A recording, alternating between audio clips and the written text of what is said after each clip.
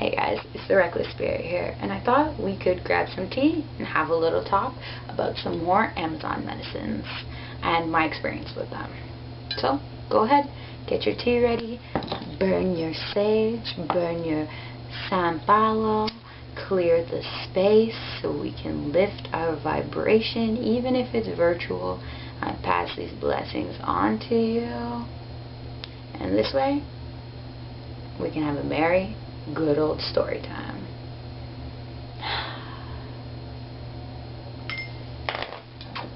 Alright, so I got my tea and let's talk about it. What Amazon medicines did you do this time?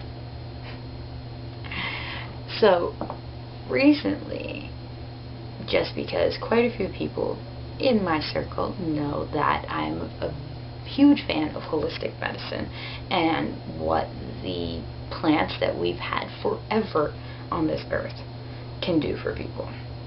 Well, I'm going to talk about Sananga and Rapé today. So, what is Sananga? What is Rapé?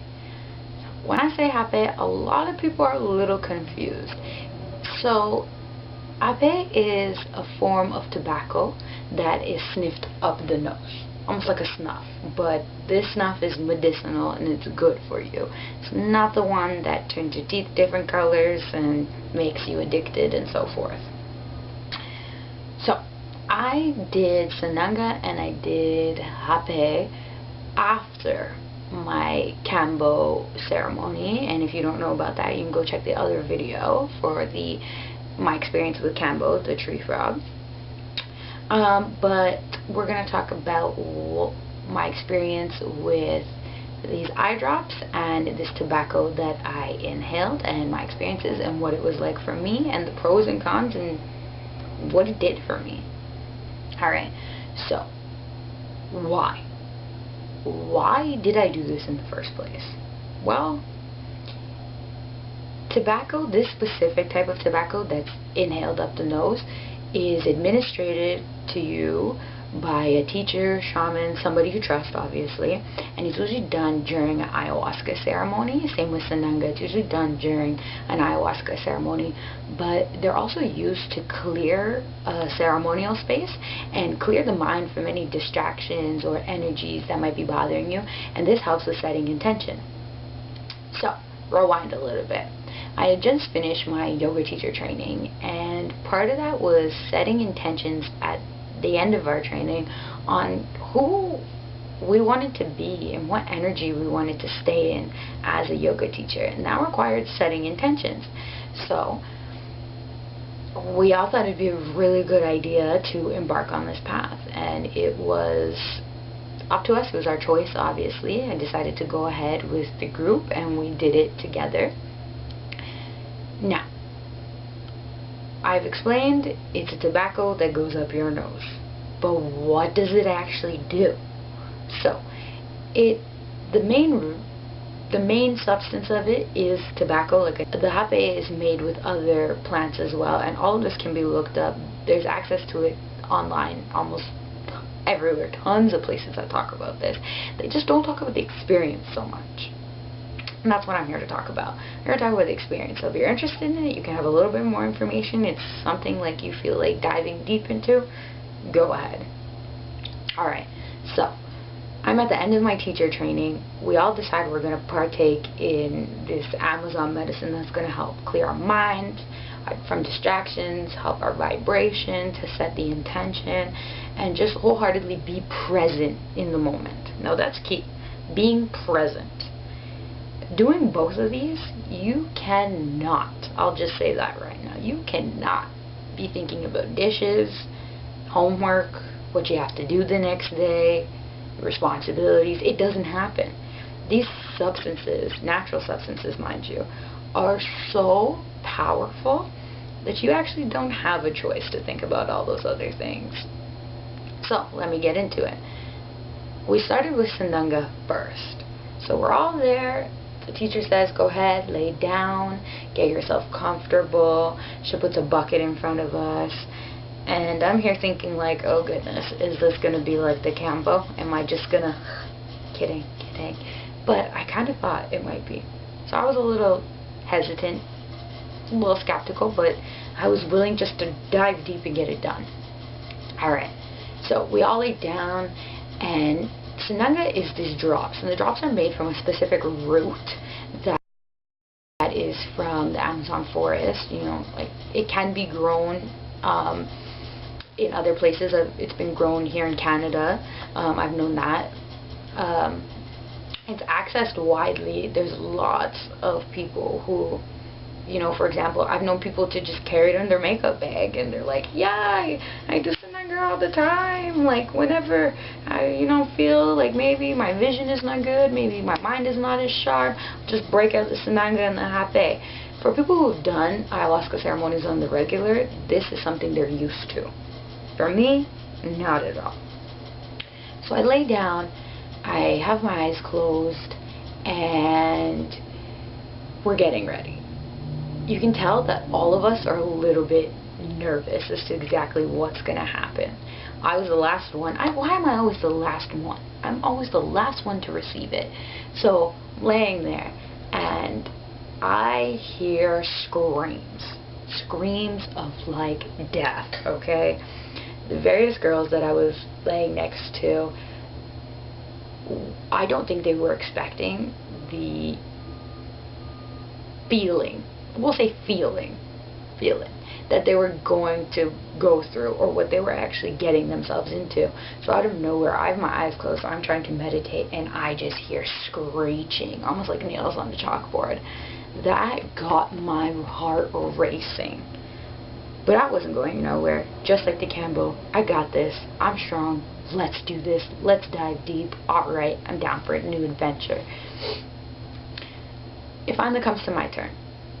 My teacher comes, she gives me a nice blessing, she rubs my face, she tells me to look up, and just like Visine eye drops, tiny little bottle, the Sananga gets dropped into my eyes. Okay. Oh my god. I instantly tighten up my entire face. I clench everything. I'm like, ugh, what did I just do? It felt like acid was in my eyes, okay? And it was burning so much. And I just kept thinking to myself, don't tighten, don't tighten, don't tighten, don't tighten. Just let it go, let it go, let it go. Acknowledge it. Acknowledge it in your body, and understand that you decided to do this. Yep, I decided to do this. I made a commitment, and you can't wash it out. You just gotta lay there. Same thing like the Cambo. You can't get rid of it once it's in your system. So I'm laying there, and it right across here, I feel the biggest burn of life. Like I said, almost like somebody has dumped acid in my eyes. And I understood where those screeches came from entirely. If I had not gone through so many things in my life, I probably would have screamed like nobody's business. But I also understood what I was doing to myself. And I understood that if warriors out in the Amazon, people of the tribe, were doing this so they could hunt better at nighttime, so they could see better, they could have better clarity, that's exactly what I wanted to be. That's exactly what I wanted to get myself into. Like I said, I went on my Amazon journey looking for clarity in life, looking to purge toxins, and looking to experience something so new that conventional medicine really couldn't do for me. So, the Sananga gets dropped into my eyes. Everything in me wants to release how I feel, and my body is just not allowing it. So it wasn't until I let out a whimper, and I decided to just get a Jai breath going on. And many people, for those who don't understand what a Jai breath is a form of breathing that we do in various forms of yoga, Hatha yoga, for example. And so it's a very strong, intentional inhale and exhale. And so I'm breathing in, and I'm releasing it, and breathing in, and I just say to myself, I understand what I did. I completely acknowledge the situation I've put myself into, and it is for my greatest good. Saying that out loud took away all of that feeling entirely. And it was so beautiful, actually. I had my eyes closed still, and once that feeling of releasing and acknowledging the state that I was in, I got a complete pure bliss. Tears started coming from my eyes. Everything got cold. It wasn't hot anymore. It wasn't burning. And as my eyes were closed and I was trying really hard to just meditate and set my intentions and clear all the distractions, I saw a very blue, almost violet, bright light. And I could see it in my mind's eye. And it was so extraordinary. It was like looking at a galaxy. And it was almost like I was sitting in the middle of space. And I wasn't hallucinating, mind you. It was just a heavy form of meditation. And once I had realized the state I was in, I was able to release that pain and go further into my meditation. And that allowed for almost like a clean slate of the mind, a clean slate of my feelings, of the pain that I was in that moment. After that started to subside, our teacher said, when you're ready, I'd like you to sit up. That's how I know you're ready for the rapé.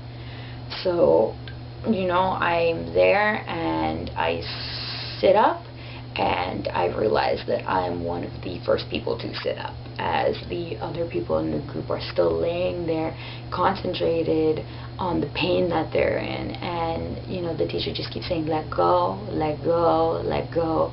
And it's really funny, I saw a couple different quotes recently that reminded me of my experience. It was two Buddhas sitting together, or like two monks, I would say. I've learned to let go. And very quietly the other one says, good, now keep doing it. That resonated with me so much in that moment. To understand where you're at, to understand where you've come from, and to hold all of that so dear to your heart causes so much emotion, so much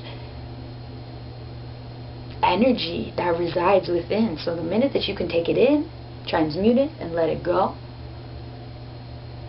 you're going to keep doing that as a student of the universe. You're going to keep taking it in, you're going to keep acknowledging it, and you're going to keep letting it go.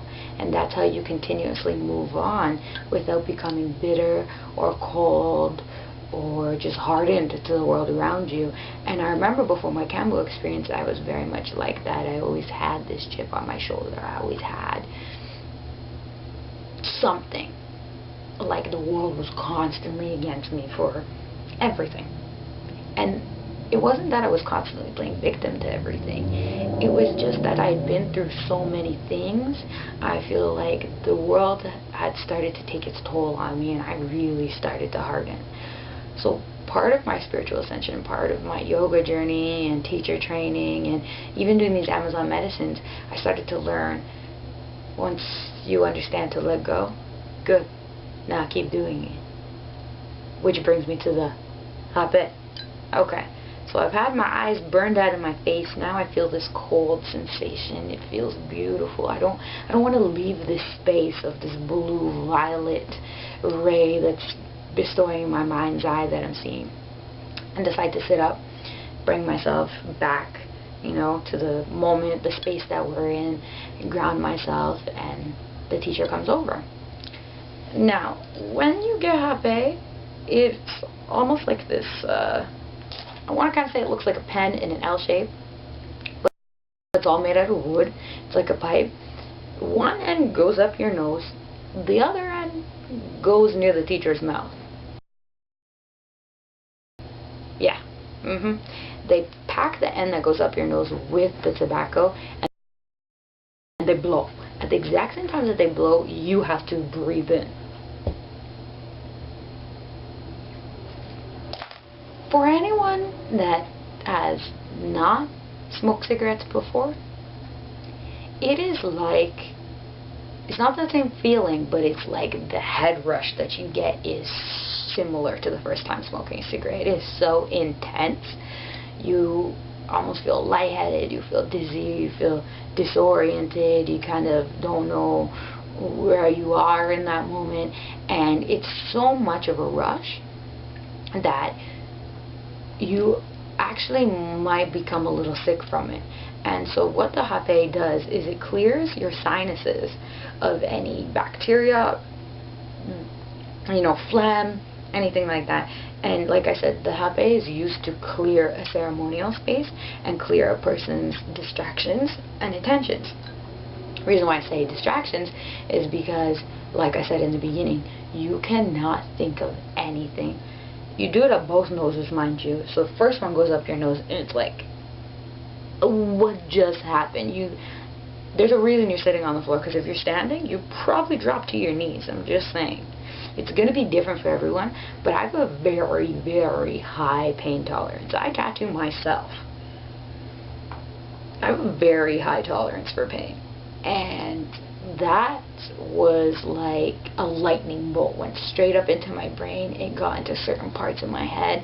And all I had to do was acknowledge and let go. Breathing in sucked. I'll tell you that right now. The minute you start breathing in, you feel your sinuses.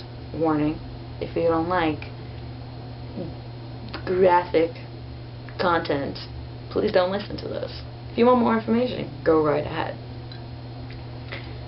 The minute that you breathe in, it is the worst phlegm possible that you want to get out. Oh, so bad you feel it thick down the back of your throat. Granted, we had a bucket, like I said. That's why I was worried, because I thought it was like the Campbell. And we have tissues, like our own little roll of toilet paper. And instantly I just start blowing my nose, because I don't like pulling up phlegm through my mouth and like getting it out that way if it's stuck in the back of my throat. So I just kept trying to blow my nose and blow my nose and blow my nose. And it just got to a point after we did the second nostril that, like again, like the Campbell, there was just so much saliva that I needed to just get that out. And I'm assuming it was bacteria or anything that wasn't, cleansed in my body beforehand, anything I was hanging on to. And like I said in my previous video from doing the Campbell, I wasn't smoking cigarettes or anything like that. So I had been away from tobacco within my body for quite some time now. So to have it reintroduced in a completely different way that wasn't indulgence was new for me entirely. Was there any pros and cons? Is constantly what I get asked about this question with doing both. I'd probably say there's no real cons. You understand what you're going to get yourself into when somebody says that they're going to blow tobacco up your nose. It's like if you get anything up your nose, you get pepper or anything, you're going to start sneezing, you're going to feel irritated, and you're going to want to get it out. The difference with this is that there's so many benefits and there's so many positives to both of these. So with the Sananga, my eyesight was one thing I noticed actually that got extremely better. Prior to using Sananga, I was needing glasses. Was I going to go get these glasses? No. I don't know why. Glasses are expensive. I wasn't going to go get them. I figured if I can see somewhat, then okay. It was pretty bad. I was lying to myself when I could say, like, I could read the cashier or POS system at the job that I was at. No, I couldn't even read that. It got to a point where I was memorizing the buttons and where they were because I couldn't even see. I couldn't make out what things were saying, how they were spelled. It was just blurry. Instantly after doing the Sananga, I remember walking outside and being able to see straight was so beautiful. I cried. Like, cried. I didn't realize how bad my vision was until I had done the Sananga. And that was extraordinary. Like, to be able to, like, look at my camera lens and read exactly what it says, that's huge for me, considering that I had gone a couple years not even be able to read the cashier POS system at the job that I was at. And that required, a lot of honesty with myself as well. Honesty in the fact that I wanted to do these medicines, honesty in the fact of what they actually did for me. I had to just acknowledge those things. And that happened. Yeah. Like I said, letting go.